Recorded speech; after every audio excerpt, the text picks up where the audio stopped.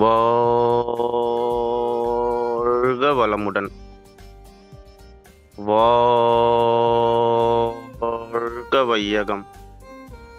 அனைவருக்கும் ஆரோக்கியமான காலை வணக்கம். மருந்தில்லாத மருத்துவ பதிவுகளில்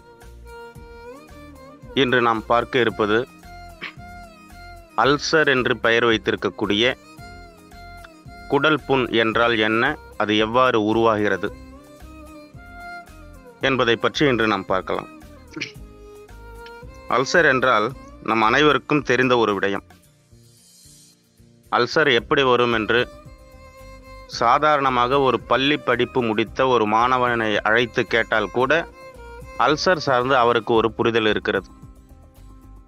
காரணம், அந்த மாணவனை வளர்த்தவர்கள், அந்த மாணவனின் சுற்றி இருக்கக்கூடிய உறவுகள், அந்த மாணவருக்கு கற்றுக் கொடுத்த உடல் கூறியல் பாடம். நேரத்துக்கு சாப்பிடணும், நேரத்துக்கு சாப்பிட்லன்னாக்கா வயிற்றில் அல்சர் வந்துடும். அல்சர் வந்துருச்சுன்னாக்கா வயிற்று வலி வந்துடும், வலி தாங்கவே முடியாது, வயிற்றில் புண்ணு வந்துடும். அல்சருக்கு ஆப்ரேஷன் பண்ணவங்களாம் நிறைய பேர் இருக்காங்க. அதனால் நேரத்துக்கு சாப்பிடணும் என்ற பாடம் சிறு வயதிலிருந்து பிள்ளைகளுக்கு புகட்டப்படுகிறது. அல்சர்னா டைமுக்கு சாப்பிட்ணும், டைமுக்கு சாப்பிடல அப்படின்னாக்கா வயிற்றில் புண்ணு வந்துடும். இதுதான் நம்ம எல்லாருமே புரிஞ்சு வச்சிருக்கிறது. இதுதான் உண்மையும் கூட அப்படின்னு சொல்லி நம்ம நம்பிக்கிட்டு இருக்கோம். ஆனால் அல்சர் எப்படி ஏற்படுதுன்னு பார்க்கலாம். அது எப்படி நேரத்துக்கு சாப்பிட்லன்னாக்கா வயிற்றில் புண்ணு வந்துடும் அப்படின்ற ஒரு கேள்வி வந்துச்சு அப்படின்னாக்கா, சாதாரணமாக நம்ம மனிதர்கள்கிட்ட ஒரு பதில் இருக்கு. வயிற்றில் ஒரு கெமிக்கல் ஒன்று சுரக்கும். நம்ம சாப்பிடல அப்படின்னாக்கா அந்த கெமிக்கல் வந்துட்டு வயிற்றை புண்ணாக்கிறோம். அப்போது பசிக்கும் போதுங்கிற வார்த்தையே வராது. நேரத்துக்கு கொஞ்சம் கொஞ்சம் சாப்பிட்டு வரணும், நிறைய சாப்பிட்லாம் கூட கொஞ்சம் சாப்பிட்டு வரணும் அப்படிங்கிற ஒரு புரிதல் நமக்கு இருக்கு. வயிற்றில் ஒரு கெமிக்கல் சுரக்குது. அது எந்த விதமான கெமிக்கல், நேரத்துக்கு நம்ம சாப்பிடல அப்படின்னாக்கா அந்த கெமிக்கல் எந்த வேலையை செய்யும் அப்படிங்கிறத கொஞ்சம் விரிவாக புரிதலோடு நம்ம தெரிஞ்சுக்கிறலாம். வயிற்றில் சுரக்கக்கூடிய கெமிக்கலுக்கு என்ன பெயர் வச்சுருக்காங்க அப்படின்னாக்கா ஹைட்ரோக்ளோரிக் ஆசிட் என்று பெயர் வச்சுருக்காங்க. இந்த ஹைட்ரோக்ளோரிக் ஆசிட்டை நிறைய இடத்துல நம்ம கேள்விப்பட்டிருப்போம். ஆசிட் அப்படின்னாலே அது வந்துட்டு எரிச்சிரும், அதுக்கு ஒரு எரிக்கும் தன்மை கொண்டது, ரொம்ப காரத்தன்மை கொண்டது.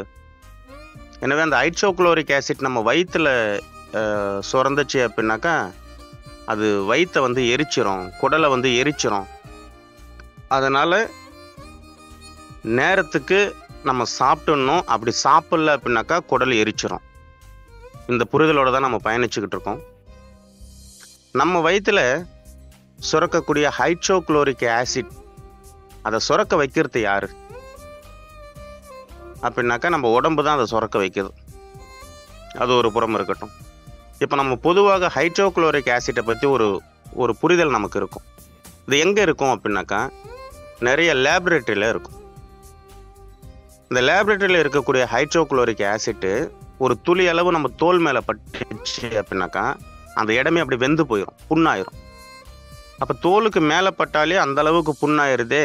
அந்த மாதிரி ஒரு ஹைட்ரோக்ளோரிக் ஆசிட் நம்ம வயிற்றில் பட்டுச்சு அப்படின்னாக்கா, வயிற்றில் இருந்துச்சு அப்படின்னாக்கா, அந்த நேரம் நம்ம உணவு சாப்பிடாமல் இருந்தோம் அப்படின்னாக்கா குடல் எந்த அளவுக்கு புண்ணாயிரும் அப்படிங்கிற ஒரு நம்பிக்கை தான் நமக்கு எல்லாருக்குமே இருக்கு.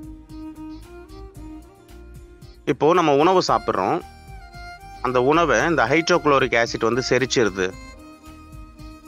அதனால் நம்ம குடலுக்கு எந்த பாதிப்பும் ஏற்படலை என்று நம்ம இருக்கோம். இந்த வயிற்றில் சுரக்கக்கூடிய ஹைட்ரோக்ளோரிக் ஆசிட்டுக்கும் ஆய்வுக்கூடங்களில் லேபரேட்டரியில் இருக்கக்கூடிய ஹைட்ரோக்ளோரிக் ஆசிட்டும் ஒன்றா என்று நம்ம பார்க்கணும். லேபில் இருக்கக்கூடிய ஹைட்ரோக்ளோரிக் ஆசிட் அது ஆய்வுக்கூடங்களில் உற்பத்தி செய்யப்படுகிறது. வயிற்றில் சுரக்கக்கூடிய ஹைட்ரோக்ளோரிக் ஆசிட் நம் உடலால் உற்பத்தி செய்யப்படுகிறது.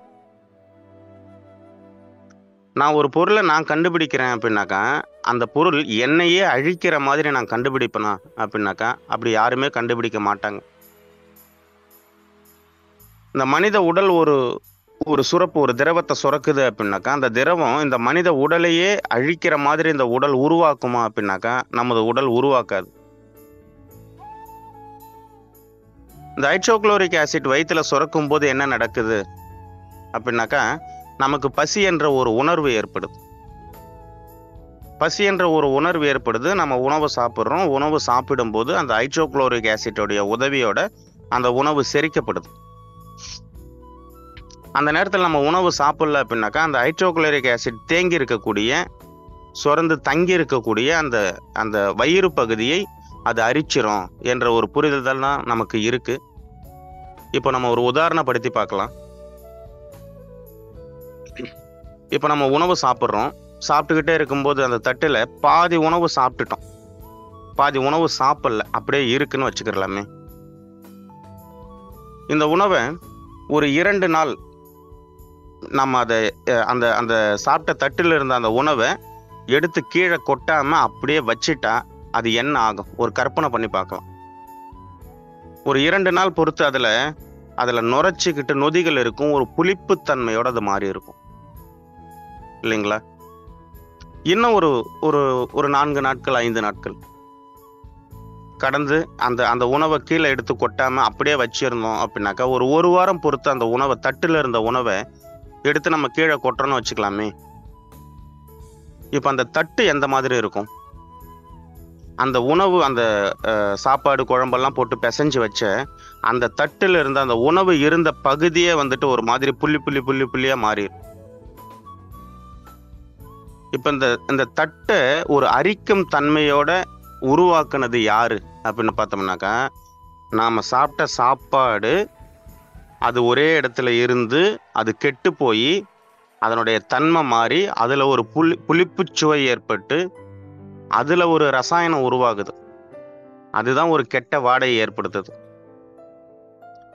இப்போ ஒரு வார காலம், ஒரு 10 நாட்கள் அந்த தட்டுலேயே அந்த உணவு அப்படியே இருந்து, ஒரு 10 நாள் பொறுத்து, ஒரு வாரம் பொறுத்து அதை எடுத்து நம்ம கீழே கொட்டினோம்னா அந்த உணவு இருந்த அந்த பாத்திரமே, சில்வர் பாத்திரமே வந்துட்டு ஒரு ஒரு ஒரு மாதிரி அதனுடைய தன்மை மாறி இருக்கும்.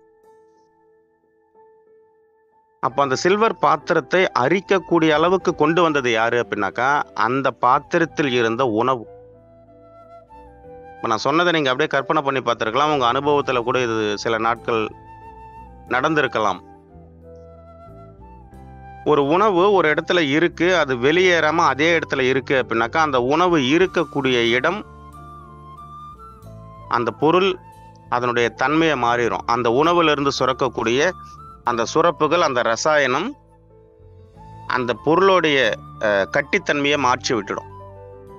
இப்போ நம்ம உணவு சாப்பிட்றோம், அந்த உணவு நம்மளோட வயிற்றுல தங்குது, வயிற்றுல முறையாக செரிமானம் ஆகுது. அந்த செரிமானமான ஆற்றலை வைத்து நம்ம வேலைகளை நம்ம செய்கிறோம். ஆற்றல் குறையுது, மீண்டும் நம்ம உணவு சாப்பிட்றோம். இதுதான் நம்ம வழக்கமாக சாப்பிட்டுக்கிட்டு இருக்கோம். ஒருவேளை நம்ம சாப்பிட்ட உணவு முறையாக செரிமானம் ஆகாமல், முழு ஆற்றலாக மாறாமல், சற்று கழிவுகளாக வயிற்று பகுதியிலே தங்குதுன்னு வச்சுக்கலாமே. நம்ம சாப்பிட்ட உணவு வெளியேறாமல் வயிற்றிலே தங்குவதற்கு நம்ம பல ஏற்பாடுகளை நம்ம செஞ்சுக்கிட்டே இருக்கோம். எப்படி தட்டில் இருக்கிற உணவை எடுத்து கீழே கொட்டலை அப்படின்னாக்கா அது தட்டிலே தங்குதோ, அதே போல வயிற்றில் இருக்கிற உணவு செரிமானமாகி குடல் பகுதி, சிறுகுடல் பெருங்குடல் பகுதிக்கு போறதுக்கு முன்னாடியே அடுத்த வேளை உணவை நம்ம சாப்பிட்றோம். காரணம், அதுக்குள்ள கடிகாரத்துல நேரம் ஆயிருது, நம்ம சாப்பிட்ற நேரம் வந்துடுது. கடிகாரத்துல நேரம் ஆயிருச்சு, ஐயோ சாப்பிடணுமே, இல்லைன்னா என்ன ஆகுறது என்று பதறிப்போய் உணவு சாப்பிட்றவங்களாம் இருக்காங்க. அவங்க பாட்டுன்னு ஆர்வமாக ஒரு வேலை செஞ்சுக்கிட்டே இருப்பாங்க. திடீரென்று கடிகாரத்தை பார்ப்பாங்க, நேரம் ஆயிட்டு இருக்கும். கடிகாரத்தை பார்த்து அந்த நேரம் வந்த உடனே நினைவுல வந்துடும், ஐயோ சாப்பிடணுமே, சாப்பிட்ற நேரத்தை கடந்து நம்ம வேலை பார்த்துக்கிட்டு இருக்கோமே. வேலை பார்க்குற ஆர்வத்தில் அவங்களுக்கு வயிற்றுல பசி கூட இருக்காது. கடிகாரத்தை பார்த்த உடனே ஒரு தற்காலிக பசி வந்துடும். இப்படி இந்த தற்காலிக பசி, பொய்ப்பசிக்காக நம்ம உணவு சாப்பிட்றோம் இல்லைங்களா? இந்த உணவெல்லாம் வயிற்றில் முறையாக செரிமானம் ஆகாது. இப்படி வயிற்றில் முறையாக செரிமானம் ஆகாத உணவுகள் அங்கேயே தங்கும். ஒரு இடத்துல ஒரு பொருள் தங்குது அப்படின்னாக்கா அந்த பொருள் கெட்டு போக ஆரம்பிக்கும். எது ஒன்றும் போயிட்டே இருந்தது, ரன்னிங்லேயே இருந்ததுன்னா தான் நல்லா இருக்கும். ஒரே இடத்துல தங்கிச்சு அப்படின்னாக்கா அது சிக்கல், பிரச்சனை.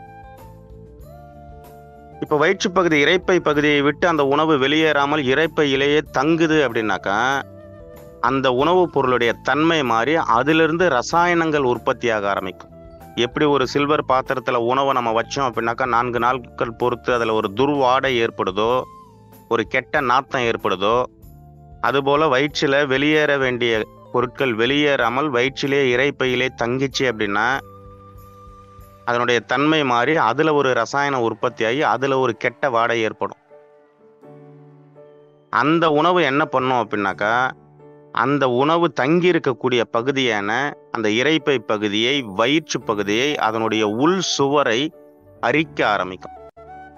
அந்த பகுதியில் ஒரு புண்ணை ஏற்படுத்த ஆரம்பிக்கும். அந்த புண்ணு தான் நமக்கு குடல் புண்ணாக மாறுறது. பசிக்காத நேரத்தில் நம்ம உணவு சாப்பிட்றோம். அந்த உணவை முறையாக செரிமானம் செய்யாமல், முறையாக வெளியேற்றாமல் வயிற்றுக்குள்ளேயே தங்க வைக்கிறோம். நீண்ட நாட்களாக ஒரு இடத்துலயே உணவுப் பொருள் தங்குது அப்படின்னாக்கா அந்த உணவுப் பொருளிலிருந்து கெட்ட ரசாயனங்கள் உருவாக ஆரம்பிக்குது. அந்த கெட்ட ரசாயனங்கள் அரிக்கும் தன்மை கொண்டதாக இருக்கு. அந்த அரிக்கும் தன்மை கொண்ட கெட்ட ரசாயனங்கள் அந்த உணவுப் பொருள் தங்கி இருக்கக்கூடிய குடலின் உள் சுவர் பகுதிகளை அரிக்குது. தொடர்ச்சியாக அதை அரிக்கும் போது அந்த பகுதியில் புண் ஏற்படுது. இதுதான் குடல் புண். இதற்கு தான் அல்சர் என்று பேர் வச்சிருக்காங்க. நாம நினைச்சுக்கிட்டு இருக்கோம் டைமுக்கு சாப்பிடல அப்படின்னாக்கா அல்சர் வந்துடும் நம்ம நினைச்சுக்கிட்டு இருக்கோம். இப்போ நமக்கு வயிற்றுல ஒரு பசி எடுக்குது, அந்த நேரத்தில் நம்ம உணவு கொடுக்கல, ஒரு வேலையா இருக்கும், ரொம்ப பிஸியா இருக்கும் அப்படின்னாக்கா அந்த வயிற்றில் சுரக்கக்கூடிய அந்த ஹைட்ரோகுளோரிக் ஆசிட் என்ன ஆகும் அப்படின்னாக்கா அது நீர்த்து போயிடும். என்னாகும்? நீர்த்து போயிடும். அது குடல் பகுதியில் எந்த ஒரு பாதிப்பையும் ஏற்படுத்தாது. ஆனால் பசியற்ற நேரத்தில் நம்ம உண்ணக்கூடிய உணவு அந்த வயிற்று பகுதியிலே தங்கி அந்த உணவு தன்மை மாறி அதிலிருந்து உருவான அந்த ரசாயனம் அந்த உணவு தங்கி இருக்கக்கூடிய குடல் பகுதியை அரிக்கும். இப்போ நம்ம சிந்திச்சு பார்ப்போம். நேரத்துக்கு சாப்பிடல அப்படின்னாக்கா நமக்கு குடல்ல புண்ணு வருமா? தேவையில்லாத நேரத்தில் நம்ம சாப்பிட்டுக்கிட்டே இருந்தாக்கா குடல்ல புண்ணு வருமா? நம்ம யோசிச்சோம் அப்படின்னாக்கா நமக்குள்ளே ஒரு விடை கிடைச்சிருங்க. இப்போ இந்த ஹைட்ரோகுளோரிக் ஆசிட் எப்படி நீர்த்து போகும் என்று சொல்றீங்க? அதுதான் குடலை அரிச்சிடும். ஏன்னா மருத்துவர்களே அந்த ஆலோசனை தான் கொடுக்குறாங்க. நேரத்துக்கு சாப்பிடணும், வயிற்றுல ஒரு கெமிக்கல் சுரக்கும், அந்த கெமிக்கல் வயிற்று அரிச்சிடும், வயிற்றுல புண்ணை கொண்டு வந்துடும், நேரத்துக்கு சாப்பிட்ருங்க என்று ஒரு ஆலோசனையை நம்ம கொடுக்குறாங்க. இப்போ லேப்ல இருக்கக்கூடிய ஹைட்ரோகுளோரிக் ஆசிட்டும் மனித உடம்புல சுரக்கக்கூடிய ஹைட்ரோகுளோரிக் ஆசிட்டும் ஒன்றா என்று நம்ம ஒப்பிட்டு பார்த்தோம் அப்படின்னாக்கா நமக்கு தெரிஞ்சிடும். ஒரு மருத்துவர், ஒரு விஞ்ஞானி சொல்றாரு இல்லைங்களா, நேரத்துக்கு சாப்பிடணும், பசிக்கும் போது சாப்பிட்டுறணும், அப்படி சாப்பிடல அப்படின்னாக்கா குடலை அரிச்சிரும், புண்ணாயிரும், அப்புறம் தொடர்ச்சியாக மாத்திரை சாப்பிடணும் என்று சொல்றாங்க இல்லைங்களா. அந்த சயின்டிஸ்ட், அந்த விஞ்ஞானி, அந்த மருத்துவரை கூட்டிகிட்டு வந்து அவர் வயிற்றிலிருந்து பசிக்கும் போது அவருடைய வயிற்றில் சுரக்கக்கூடிய அந்த ஹைட்ரோகுளோரிக் ஆசிட்டை இன்ஜெக்ஷன் மூலமாக ஒரு 2 ml எடுத்துடலாம். அந்த அளவுக்கு டெக்னாலஜி வளர்ந்துருக்கு. அடிமுதுகு பகுதியில் ஒரு ஊசி வழியாக வயிற்றில் சுரக்கக்கூடிய ஹைட்ரோகுளோரிக் ஆசிட்டை எடுக்க முடியும் வெளியே. எடுத்துட்டு அதே 2 ml அளவுக்கு லேபில் பயன்படுத்தக்கூடிய, ஆய்வு கூடங்களில் பயன்படுத்தக்கூடிய ஹைட்ரோகுளோரிக் ஆசிட்டை உங்கள் உடம்புல செலுத்த போகிறோம் அப்படின்னு சொல்லி அந்த மருத்துவரிடமோ அந்த விஞ்ஞானியிடமோ சொன்னால் அவர் அதை ஏற்றுப்பாரா? ஆனால் விஞ்ஞானிகள் மருத்துவர் தான் சொல்கிறாங்க ஹைட்ரோகுளோரிக் ஆசிட்ன்ட்டு பேர் வச்சாச்சு. அப்போ லேபில் இருக்கிற ஹைட்ரோகுளோரிக் ஆசிட் என்ன பண்ணுமோ அதே வேலையை தான் உடம்புக்குள்ளே இருக்கிற ஹைட்ரோகுளோரிக் ஆசிட்டும் பண்ணும் என்று சொல்கிறாங்க. 2 ஹைட்ரோகுளோரிக் ஆசிட்டும் ஒன்று தான் அப்படின்னு சொல்லி சொல்கிறாங்க. அப்போ உங்கள் வயிற்றுலேருந்து 2 ml ஹைட்ரோகுளோரிக் ஆசிட்டை எடுத்துட்டு லேபில் இருக்கக்கூடிய 2 ml ஹைட்ரோகுளோரிக் ஆசிட்டை உங்கள் உடம்புல செலுத்துகிறோம் அப்படின்னாக்கா இவர்களால் ஏற்றுக்கொள்ள முடியுமா? இவர்களுக்கு நன்றாக தெரியும் லேபில் இருக்கிற ஹைட்ரோகுளோரிக் ஆசிட்டை உள்ளே செலுத்தணும் அப்படின்னாக்கா குடல் எரிஞ்சிரும்னு தெரியும். எனவே நண்பர்களே, ஆய்வு கூடங்களில் இருக்கக்கூடிய அந்த ரசாயனமும் நம் வயிற்றில் சுரக்கக்கூடிய ரசாயனமும் வேறு வேறு. ஆய்வுக்கூடங்களில் இருக்கிற ஹைட்ரோகுளோரிக் ஆசிட் அது வெறும் ஹைட்ரோகுளோரிக் ஆசிட். நம் வயிற்றில் நம் உடலால் சுரக்கக்கூடிய ஹைட்ரோகுளோரிக் ஆசிட் என்பது பயோ ஹைட்ரோகுளோரிக் ஆசிட். உயிர் ரசாயனத்திற்கும் சாதாரண ரசாயனத்துக்கும் ஏகப்பட்ட வேறுபாடுகள் இருக்கு. நம் உடம்பில் சுரக்கக்கூடிய அந்த ரசாயனம் உயிர்த்தன்மையோட இருக்கும். அது உடலை ஒருபோதும் பாதிப்பு செய்யாது. இந்த புரிதல் நமக்கு வரணும். முதல்ல இது சார்ந்த புரிதல் நமக்கு வரணும். இதை நமக்கு யாரு கத்துத்தரா? ஒரு மருத்துவருடைய வேலை என்ன? இது போன்ற வாழ்வியல் முறைகளை தன்னை நாடி வரக்கூடிய மனிதர்களுக்கு கற்றுத்தருவதுதான் ஒரு மருத்துவருடைய வேலை. உடம்பு சரியில்லாதவங்க எல்லாம் என்கிட்ட வாங்க, நோய் வந்தவங்க எல்லாம் என்கிட்ட வாங்க, நான் வைத்தியம் பார்க்குறேன், சரியாயிடும், இது இல்லை மருத்துவருடைய வேலை. நோயே வராம வாழறதுக்கான வாழ்க்கை முறையை கற்றுத்தருவதுதான் ஒரு மருத்துவத்தின் பணி.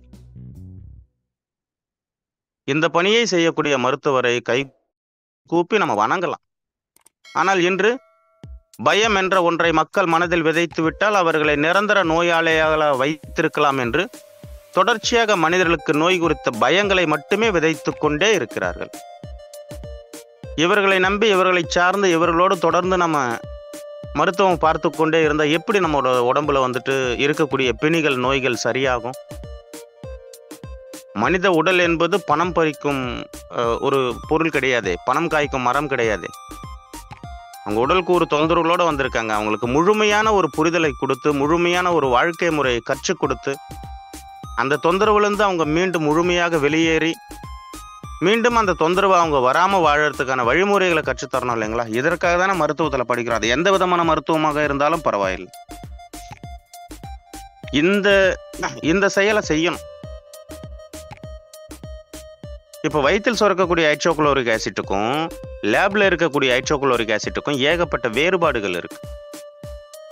நம்ம வயிற்றால் நம்ம உடல் சுரக்கக்கூடிய, நம்ம உடலுக்குள் சுரக்கக்கூடிய, உடலே உற்பத்தி பண்ணக்கூடிய அந்த ஹைட்ரோகுளோரிக் ஆசிட் என்று சொல்லக்கூடிய அந்த உயிர் ரசாயனம், உயிர் வேதியியல் நம் உடலை பாதிக்காது. முதல்ல பசிக்கும் போது அந்த திரவம் சுரக்கும். அப்போ நம்ம உணவு சாப்பிடல அப்படின்னாக்கா என்ன ஆகும் அப்படின்னாக்கா அந்த திரவம் நீர்த்து போயிடும். என்னவாகும்? நீர்த்து போயிடும். அது குடலை எந்த ஒரு பாதிப்பும் ஏற்படுத்தாது. இதுதான் உண்மை. இந்த உண்மை மருத்துவருக்கே தெரியும். ஆனால் மக்களிடம் அதை சொல்றது கிடையாது.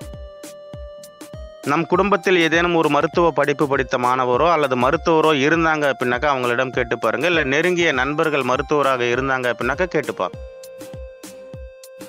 ஆமாம், லேபில் இருக்கிறது வேற, வயிற்றில் சுரக்கிறது வேற, இது ஒன்றும் பெருசாக பிரச்சனையை கொடுக்காது என்று தான் சொல்லுவாங்க. ஆனால் அவங்களுக்குன்னு ஒரு எத்திக்ஸ் இருக்கு. அதை மக்களிடம் பரப்பிக்கிட்டே இருக்காங்க.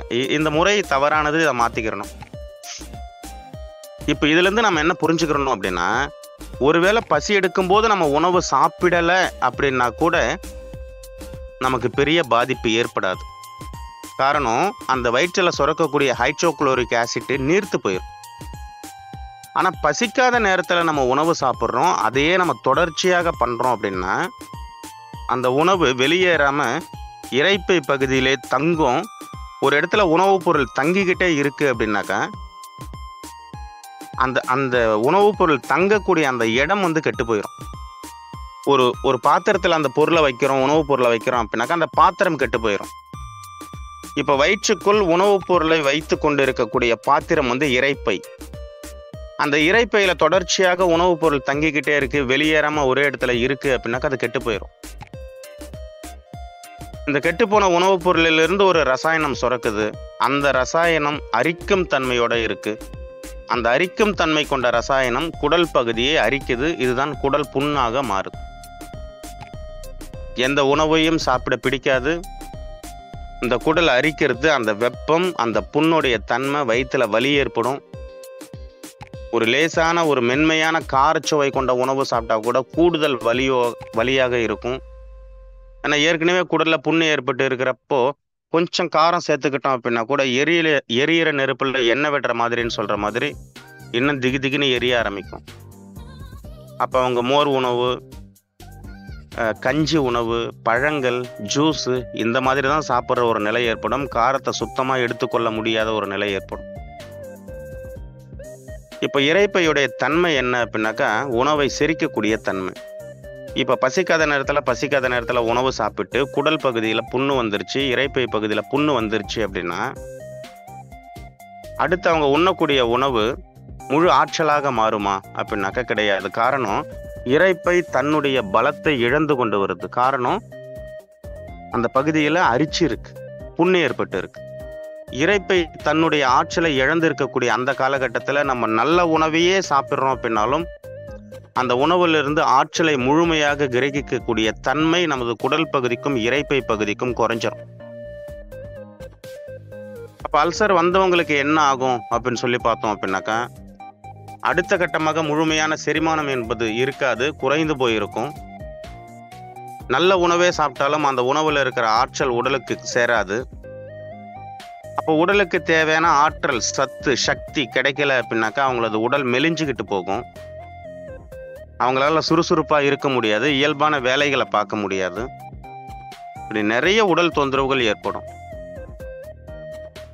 இப்போ இந்த அல்சரை சரி பண்ணுறதுக்கு நம்ம கூடுதலாக ஒரு வேலை பார்ப்போம். அது என்ன அப்படின்னாக்கா, மருத்துவரிடம் போவோம். அவருடைய பங்குக்கு ரசாயன மருந்துகளை இன்னும் எழுதி கொடுப்பாரு. சிறப்பாக ஏதாவது பண்ணணும் அப்படின்னு சொல்லி அல்சர் பேஷண்ட்டுங்களுக்கு சிறப்பு வேற கொடுப்பாரு. இப்போ இதெல்லாம் சாப்பிடும்போது என்ன ஆகும்?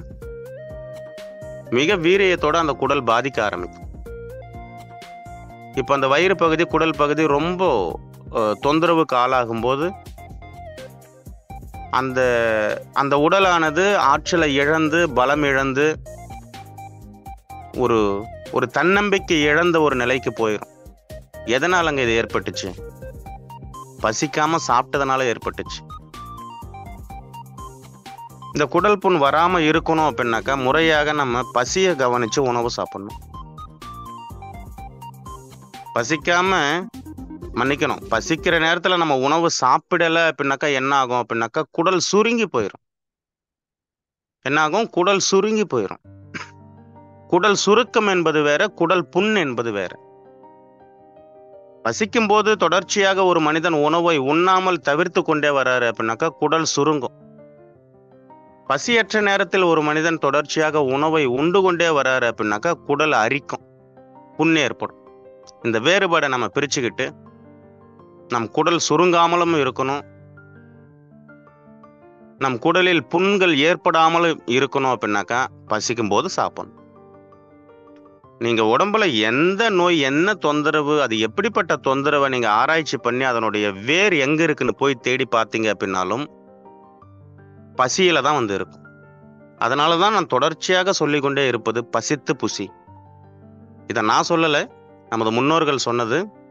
இது நம்ம யாருக்குமே தெரியாம இருக்குமா அப்படின்னாக்கா நிச்சயம் கிடையாது. நான் பேசக்கூடிய, நான் உங்களோடு உரையாற்றக்கூடிய அத்தனை தகவல்களும் உங்கள் அனைவருக்குமே தெரிந்ததுதான். புதியதாக ஏதோ ஒண்ணுமே நான் உங்கள்கிட்ட கொண்டு வந்து சொல்ல போறதும் கிடையாது. தெரிஞ்ச விஷயத்த அவசரத்துல நம்ம மறந்துட்டோம். மறந்து போனதை உங்களோட நான் நினைவுபடுத்திக்கிட்டு இருக்கேன். இவ்வளவுதான் விஷயம். உங்களோடு இந்த மருந்தில்லாத மருத்துவம் என்ற தலைப்பில் இயற்கை வாழ்வியல் முறைகளை பகிர்ந்து கொள்வதற்கு எனக்கு ஒரு வாய்ப்பை கொடுத்த இந்த இயற்கைக்கும் பிரபஞ்சத்திற்கும் PPA ஸ்பீட்காஸ்ட் நிர்வாகத்திற்கும் உங்கள் அனைவருக்கும் இந்த காலை நேரத்தில் நன்றி கூறி விடைபெறுகிறேன். நன்றி, வணக்கம், நல்லதே நடக்கும். நன்றி நண்பர்களே. இந்த குடல் புண் சார்ந்து இவ்வளவு நேரம் இந்த உரையை கேட்டு இதில் உங்களுக்கு ஏதேனும் சந்தேகம் இருந்தால் கை உயர்த்தலாம். உங்களது சந்தேகங்களை இங்கேயே தெளிவுபடுத்திக்கலாம்.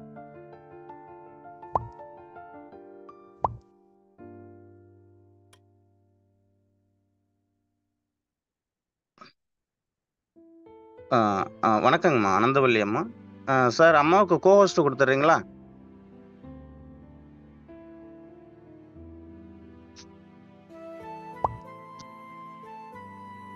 வணக்கம் சார். வணக்கங்கம்மா. அல்சரை பத்தி இந்த ரொம்ப அருமையா சொல்லியிருந்தீங்க சார். ஏன்னா என்னோட சந்தேகமும் கிளியர் ஆயிடுச்சு. ஆனா அந்த குடல் சுருக்கம்னு சொல்றீங்கல்ல சார், அது சரியாகணும் அப்படின்னா அப்ப நல்லா பசிக்கிற நேரத்துல உணவு எடுத்துக்கிட்டா அந்த சுருக்கம்ங்கிறது வராது.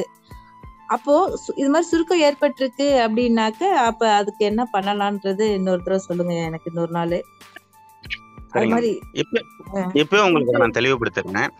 பொதுவாக நமது வயிறுடைய தன்மை என்ன அப்படின்னாக்கா சுருங்கி விரியக்கூடிய தன்மை. அந்த சுருங்கி விரிகிற தன்மையில தான் இந்த உணவு வந்துட்டு செரிமானம் ஆகுதுங்க. இப்போ உணவு சாப்பிடும்போது இரைப்பையை வந்து ஒரு பை மாதிரி வச்சுக்கிடலாமே. அப்போ அதில் உணவு சாப்பிடும்போது அது கொஞ்சம் விரியும். உணவு செரிக்க செரிக்க செரிக்க அது சுருங்கும். அதில் உணவு இல்லை அப்படின்னாக்கா இன்னும் சுருங்கிக்கிட்டே வரும். மீண்டும் நம்ம உணவு சாப்பிடும்போது அது கொஞ்சம் விரியும். இப்படி விரிஞ்சு சுருங்கி இந்த செயல்பாடுகளில் தான் நம்மளோட குடல் இயங்கும். இப்போ நம்ம உணவே கொடுக்கல அப்படின்னாக்கா அது சுருங்கிக்கிட்டே வரும். சுருங்கிக்கிட்டே வந்தது ஒட்டிக்கும். ஒரு கட்டத்தில் நம்ம உணவு கொடுக்கும்போது அது இயல்பாக அது மலராது. அதாவது அந்த இரைப்பை வந்து விரியாது. அப்போ வந்து அந்த இரைப்பையுடைய கொள்ளளவு தன்மை வந்துட்டு குறைஞ்சிரும். அப்போ நம்ம பசிக்கும் போது சாப்பிட்டுறணும். தொடர்ச்சியாக ஒருவர் பசிக்கும் போது உணவை புறக்கணித்து கொண்டே வர்றாரு அப்படின்னாக்கா குடல் சுருங்கும். குடல் ஒட்டி போச்சுன்னு சொல்லுவாங்க இல்லைங்களா, அதுதான். நன்றிங்க. நல்லதுங்கம்மா. நன்றி நன்றி. தேங்க்யூ. அடுத்ததாக எஸ்பி அரக்கோணம் ராமலிங்கம் சார். ஐயா கேக்குதுங்களா ஐயா? கேக்குதுங்க ஐயா. வணக்கங்க ஐயா, வாங்க. வணக்கம் ஐயா. ஐயா நீங்க சொன்ன அத உதாரணத்தோட சொன்ன விதம் வந்து ரொம்ப அற்புதம். நீங்க 56 வயசு ஆகுது, இவ்வளவு நாள் தெரியாத அதாவது தன்னடக்கு வேணும்ன்றாங்க. அந்த தன்னடக்கு உங்கள்கிட்ட அதிகமாகவே இருக்குது. இந்த தெரியாத ஒரு விளக்கத்தை அருமையா அற்புதமா சொன்னீங்க. அது மட்டும் இல்லை, இப்போ நம்ம உடம்பு முடியாம அல்சர் வர நேரத்தில் ஹாஸ்பிட்டல்ல போனா அவங்க கொடுக்குற மருந்து மூலியமா இன்னும் அதிகமாக தான் ஆகும் அப்படின்ற மாதிரி சொன்னீங்க. அது வந்து அது உண்மைதான், இல்லைன்னு சொல்ல. அந்த உண்மையை இப்போ தெரிஞ்சுக்கணும். அது இல்லாமல் ஹாஸ்பிட்டலுக்கு போகாமையே நம்முடைய அந்த அந்த நோயை போக்குறதுக்கு என்ன வழின்றத நீங்கள் நேரம் கிடைக்கும்போது விளக்குனா நல்லா இருக்கு ஐயா. நன்றிங்க ஐயா. நன்றி. அடுத்ததாக ஜோஸ் மெரின் டிஏடி, உங்களுக்கு அன்மியூட் தரங்க, நீங்க பேசலாம். காலை வணக்கம் அனைவருக்கும். டிபிஎஸ் அனைவருக்கும். இந்த விஷயம் ரொம்ப நல்லா போயிட்டு இருக்கு சார். நான் ஜோசப் மெரின், அக்குபஞ்சரிஸ்ட். ரொம்ப நல்லா நானும் கேட்டுக்கிட்டு தான் இருக்கிறேன். ஆனால் நம்மளும் படிச்சிருந்தாலும் நீங்க சொல்றது ரொம்ப அருமையா இருக்கு. என்னதான் வேகமா படிச்சதுனால இது வந்து சார் எனக்கு ரொம்ப பயனா இருக்கு. எல்லாத்துக்கும் பயனா இருக்கும்னு நம்புறேன். இதுல யூடியூப் வீடியோஸ் இருக்கா சார்? உங்க இது இருந்துச்சுன்னா நாங்க ஃபாலோ பண்ணிக்கிடுவோம். என்னோட வலையொலி பக்கம் ஒன்று இருக்குங்க, அதை நான் சொல்லிக்கிறல. ஸோ நீங்க கேட்டதுனால சொல்றேன். இது அப்படி கிடையாது, எல்லாத்துக்கும் சரிங்க சொல்றேன். அதுவும் தவிர இந்த ஃபீட்பேக் செக்ஷன்ல என்ன அப்படின்னாக்கா, இது சார்ந்த டவுட் இருக்கு அப்படின்னாக்கா அவங்க கை உயர்த்தி கேட்டா டவுட் கிளியர் ஆயிரும். நல்லா இருக்கு யூடியூப் வீடியோ கேட்குன்றதுக்காக தான் இப்ப கேட்டேன். சரி, எல்லாருக்கும் நான் சொல்றேன், தேவை இருக்கிறவங்க பயன்படுத்திக்கோங்க. என்னோட சிகிச்சை மையத்தோட பெயர் வந்து உயிர் வாழ்வியல் மையம். அதே பெயர்ல வலையொலி பக்கம் இருக்கு. நீங்க தமிழ்ல வந்துட்டு வலையொலியில யூடியூப்ல உயிர் வாழ்வியல் மையம் அப்படின்னு போட்டீங்கன்னாக்கா காணொலிகள் வரும். அதுல இருக்கக்கூடிய காணொலிகளை கேட்டு பார்த்து நம்ம ஒரு புரிதலுக்கு வரலாம். உயிர் வாழ்வியல் மையம். நன்றி. அடுத்ததாக மலர்கொடி அம்மா, நீங்க பேசலாங்கம்மா. ஐயா வணக்கம் ஐயா. வணக்கங்கம்மா. ஐயா ஒரு டவுட்டுங்க ஐயா. இந்த பசி எடுக்காதப்ப உணவு இருந்துறதால அந்த கழிவுகள் எல்லாம் போய் உடல்ல தங்கிடுதுன்னு சொன்னீங்க ஐயா. அது 2-3 நாட்களுக்கு வெளியேறாம தொந்தரவா இருக்கு. அதை எப்படிங்க ஐயா சரி பண்றது? புரியுதுங்கம்மா. அந்த உணவுப் பொருளை செரித்து முழுமையாக வெளியேற்றுவதற்கான ஆற்றல் அந்த உடம்புல இல்லை. அதை வெளியேற்றுவதற்கான சக்தி, சத்து பொருள் உடம்புல இல்லை. இதை பத்தி நான் ஒரு நாள் பேசுறேங்கம்மா. சரிங்க. பொதுவா நம்ம உண்ணக்கூடிய உணவுல நீர் சத்தும் நார் சத்தும் கலந்து இருக்கணும். அப்படி கலந்து இருந்தது அப்படின்னாக்கா அந்த நார் சத்து வந்துட்டு உந்தும் தன்மை கொண்டது, தள்ளும் தன்மை கொண்டது. இரைப்பை, அதாவது வயிறு, சிறுகுடல், பெருங்குடல், மலக்குடல் பகுதிகளில் தேங்கி இருக்கக்கூடிய அந்த உணவுப் பொருட்களின் எஞ்சம் மீதியை அது தள்ளி கொண்டு போகும். இன்னைக்கு நார்த்தன்மை கொண்ட உணவுகளை நம்ம கலந்துக்கிறதே கிடையாது. அதனால தான் மலச்சிக்கல் ஏற்படுது. விலங்குகள் நீங்கள் எதை பார்த்தீங்க அப்படின்னாலும் அது நார்த்தன்மை இருக்கிறத தான் சாப்பிடும். அதனால் அதுக்கு மலச்சிக்கல் இல்லை. மனிதனுக்கு நோய் வரத்துக்கு 2 காரணம். ஒன்று மலச்சிக்கல், இன்னொன்று மனச்சிக்கல். மலச்சிக்கலும் மனச்சிக்கலும் சுடுகாட்டு தேரின் 2 சக்கரங்கள். தொடர்ந்து ஒருத்தவங்களுக்கு இந்த 2ம் இருந்துக்கிட்டே இருக்கு அப்படின்னாக்கா அவருடைய வாழ்நாள் வந்துட்டு அந்த அளவுக்கு மகிழ்ச்சியாக இருக்காது. இதை மாற்றிக்கொள்வதற்கான வாழ்வியல் முறைகள் என்ன அப்படிங்கிறத நான் தொடர்ச்சியாக பார்க்குறேனுங்க. நன்றி நண்பர்களே, உங்களோட இந்த உரையை பகிர்ந்து கொண்டதுக்கு மீண்டும் நன்றி கூறி விடைபெறுகிறேன். ஐயா அந்த யூடியூப் ஐயா வணக்கம். அந்த யூடியூப் சேனல் லிங்கை மட்டும் கொஞ்சம் போடுங்க எனக்கு. இணைப்பு உங்களுக்கு குழுவிலையா? சரிங்க ஐயா, குழுவில் போடுங்க, எல்லாருக்குமே பயனா இருக்கும். நன்றிங்க ஐயா, நன்றி நன்றி.